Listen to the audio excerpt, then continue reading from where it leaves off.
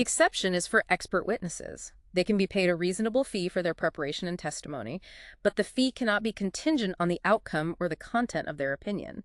It must be for their time and expertise. So no bonus for the expert if Alex wins. Absolutely prohibited. It undermines objectivity, and standard witness fees and travel allowances are permitted by statute.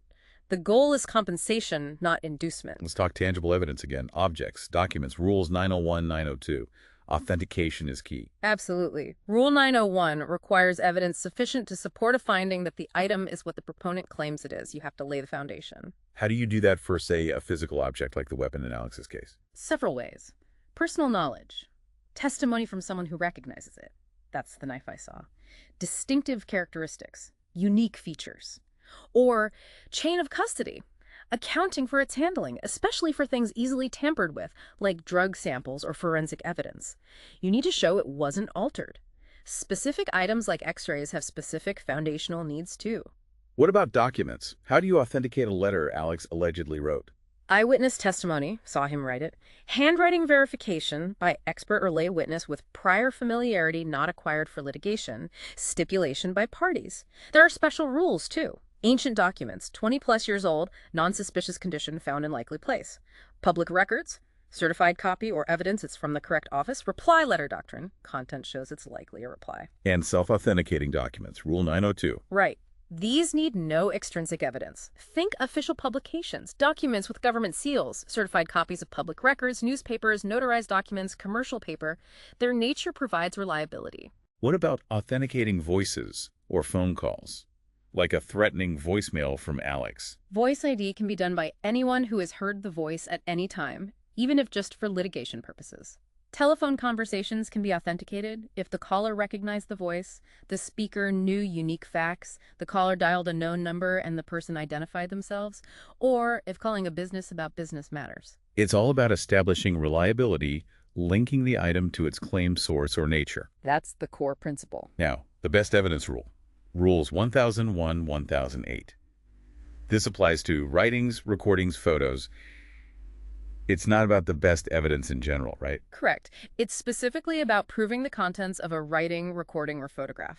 Rule 1002 says the original is generally required to prove the content. When do the contents need proving? When the writing itself is legally operative, like a contract or will, or when the witness is testifying about the contents rather than their own direct knowledge of the underlying event. If Alex's alibi depends on the exact wording of an email, the email's contents are at issue. Okay, what about duplicates, like photocopies? Duplicates, Rule 1003, are admissible to the same extent as originals, unless there's a genuine question about the original's authenticity or it would be unfair to admit the duplicate. This is a practical rule for the modern age. So when is the original not required? The exceptions, Rule 1004. If the originals are lost or destroyed, not in bad faith by their proponent, if the original cannot be obtained via judicial process, if the opponent has the original and failed to produce it after notice, or if the writing relates only to a collateral matter, not central to the case. Other ways around it. Yes, public records can usually be proved by certified copy, Rule 1005. Summaries of voluminous records are allowed if the originals are available for inspection, Rule 1006, and the contents can be proved by the opponent's own admission in testimony, deposition, or writing, Rule 1007. So original preferred if contents matter, but lots of practical exceptions if the original isn't available or practical. Exactly. The role evidence rule. This sounds like contract law, not evidence. It's a substantive contract law rule, but it operates to exclude evidence. It limits the admissibility of extrinsic evidence, prior or contemporaneous agreements negotiations, that would contradict or sometimes supplement the terms of a written agreement intended to be the final expression of the deal. To protect the finality of written contracts. Right. If the writing is a complete integration, intended as final and exclusive, parole evidence is inadmissible to contradict or supplement. If it's a partial integration, final on some terms but not all, parole evidence is inadmissible to contradict, but admissible to supplement with consistent additional terms. And it only applies to prior or contemporaneous stuff. Correct. Evidence of subsequent modifications is not barred by the parole evidence rule. The rule is about preserving the integrity of the written agreement as the final word on that deal at that time. Prioritizes the writing when the parties intended it to be the full deal. What about demonstrations or experiments in court? Rule 403 is relevant here again, along with judicial discretion. Courts may allow demonstrations, like showing injuries or experiments, but they can exclude them if they result in unfair prejudice, too gruesome, cannot be effectively cross-examined, or cause undue waste of time or confusion. It has to be genuinely helpful and fair. Balancing helpfulness with fairness and efficiency seems to be a recurring theme. It is indeed. Okay, let's tackle privileges again, but focus on the specific ones and policy exclusions. Article V. Right. Remember, privileges protect confidential communications to foster important relationships. Federal courts apply federal common law. Unless state law governs the claim, like in diversity, then state privilege law applies. Confidentiality is key. If overheard without reasonable expectation of privacy, the privilege might be lost. Okay, attorney-client privilege. We know it protects confidential communications for legal advice held by the client. Survives death. What are the exceptions again? Exceptions where the privilege does not apply include communications made to further a future crime or fraud, disputes between the attorney and client, disputes between parties claiming through the same deceased client, and disputes between former co-clients who are now adverse, And waiver. failure to assert timely, voluntary disclosure, express waiver, or failure to take precautions to maintain confidentiality. Work product doctrine. Different from privilege. Yes, protects materials prepared in anticipation of litigation. Ordinary work product, factual investigation, is discoverable only upon showing substantial need and undue hardship to get the info elsewhere. Core opinion work product, attorney's mental impression strategies, gets near absolute protection, almost never discoverable, protects the lawyer's thought process. Okay. Spousal privileges. Yeah. Two distinct ones. Crucial distinction. First, spousal immunity, testimonial. Applies only in criminal cases. Must be asserted during a valid marriage. Protects testimony about events before or during marriage. Holder varies. Witness spouse holds it, majority rule, or party spouse holds it, minority. Prevents one spouse from being compelled to testify against the other criminal defendant spouse. Exceptions for crimes against the other spouse or child. Okay. Second, marital communications privilege. Applies in criminal and civil cases. Protects confidential communications made during marriage. Survives divorce and death. Holder varies. Either spouse, majority, or communicating spouse, minority. Exceptions similar to spousal immunity. Focuses on protecting the private conversation itself. Don't confuse them. Immunity testifying against spouse suit is criminal during marriage. Communications, private talks, civil criminal, survives marriage. Perfect summary. Physician-patient privilege. Held by patient. Protects communications for medical treatment. Recognized by many states, but not federal law in federal question cases. Many exceptions. Patient puts condition at issue, dispute with doctor, crime, etc. Psychotherapist patient privilege. Held by patient. Is recognized by federal courts in most states. Protects communications for mental health treatment. Exceptions. Patient puts mental state at issue, court-ordered exam, commitment proceeding.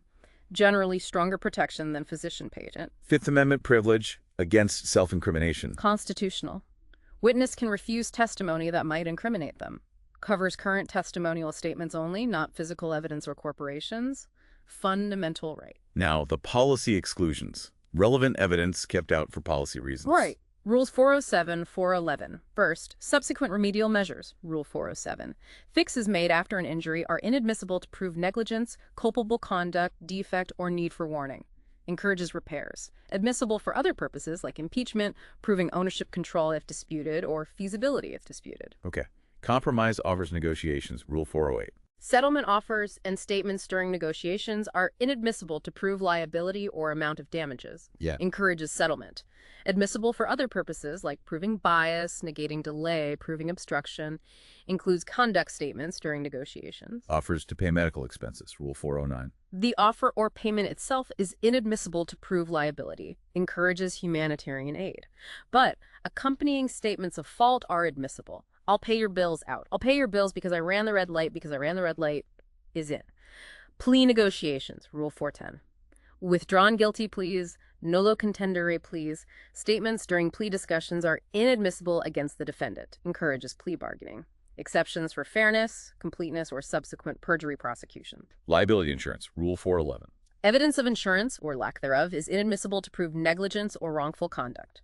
Prevents jury misuse. Admissible for other purposes like proving agency, ownership control, or witness bias. And the Rake Shield Rule. Rule 412. Generally bars evidence of a victim's other sexual behavior or predisposition in cases involving sexual misconduct, civil or criminal. Protects victims, focuses trial on relevant facts. Limited exceptions exist, but are narrow. Okay, the final beast. Hearsay, Article 8, the big one for the bar exam. Absolutely. It's complex but logical if you break it down. Remember the definition. 1. An out-of-court statement. 2. Made by a person, declarant. 3. Offered to prove the truth of the matter asserted in the statement. All three must apply. The third part, offered for the truth, is the key, right? If it's offered for another purpose, it's not hearsay. Exactly. Non-hearsay purposes include proving legally operative facts, words of contract, threat, defamation, showing the effect on the listener why they acted scared, showing the declarant's state of mind, I am Napoleon, to show delusion, identity, impeachment, the purpose controls.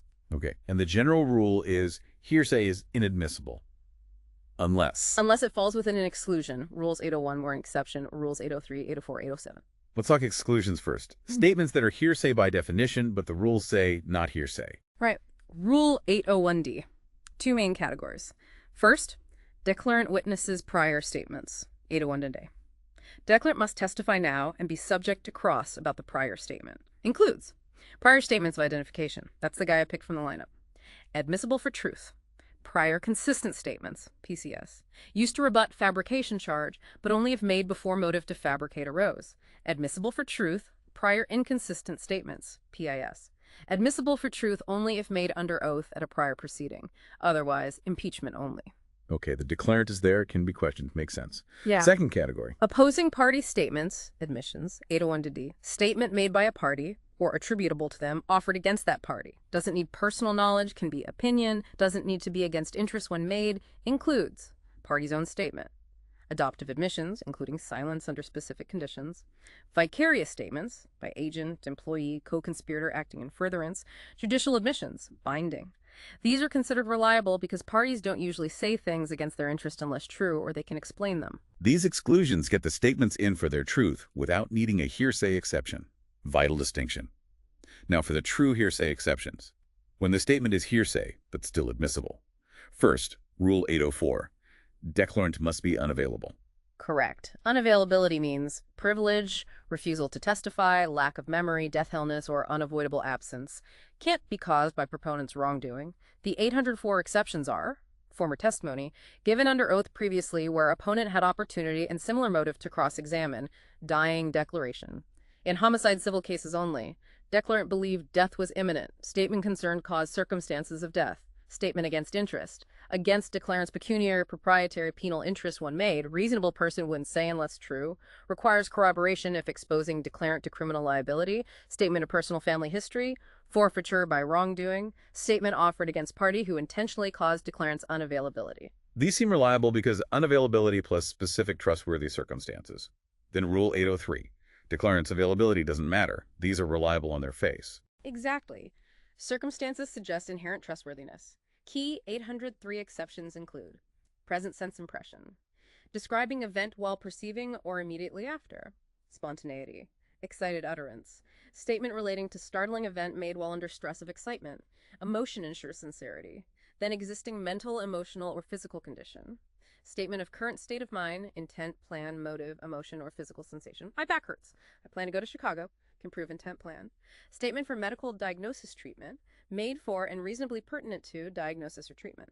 Strong motive for truth. Recorded recollection, PR. We discussed this.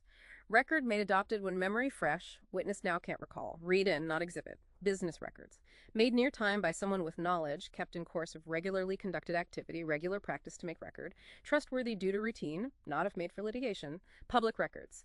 Activities of office, matters observed under duty to report, but limits on police reports in criminal cases. Factual findings from legal investigation. Official duty ensures reliability. Learned treatises. Relied on by expert, established as reliable authority. Read in, not exhibit. Judgment of previous conviction.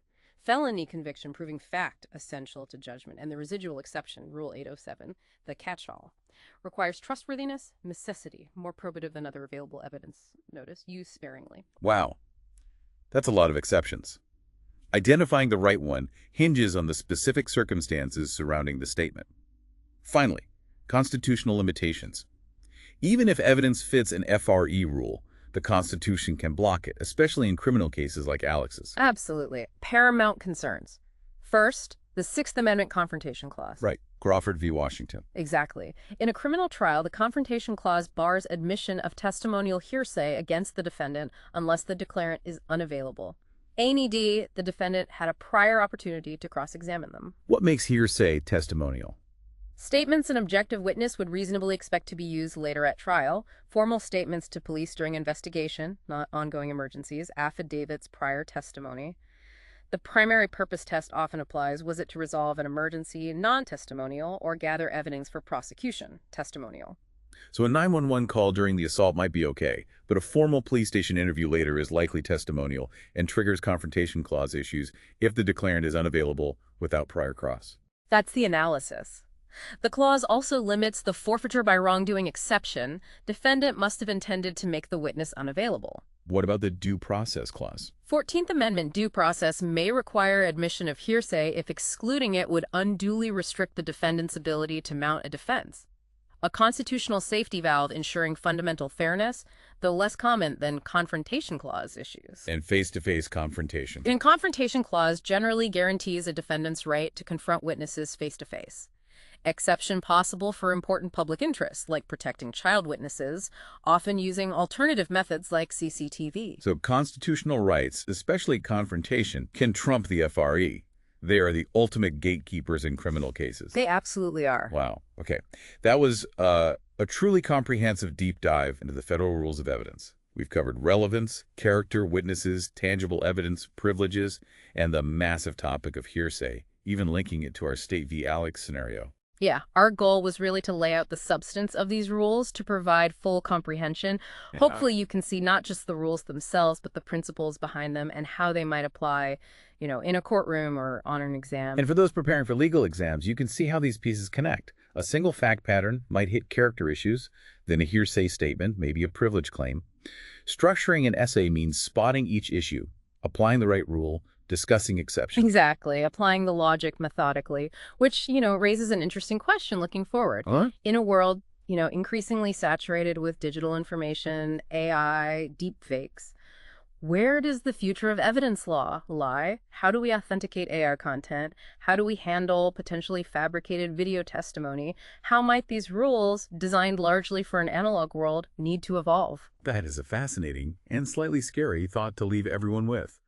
How do these rules adapt? We hope this deep dive has given you a powerful shortcut to being truly well-informed on this essential legal topic. Until next time, keep exploring, keep questioning, and keep deep diving.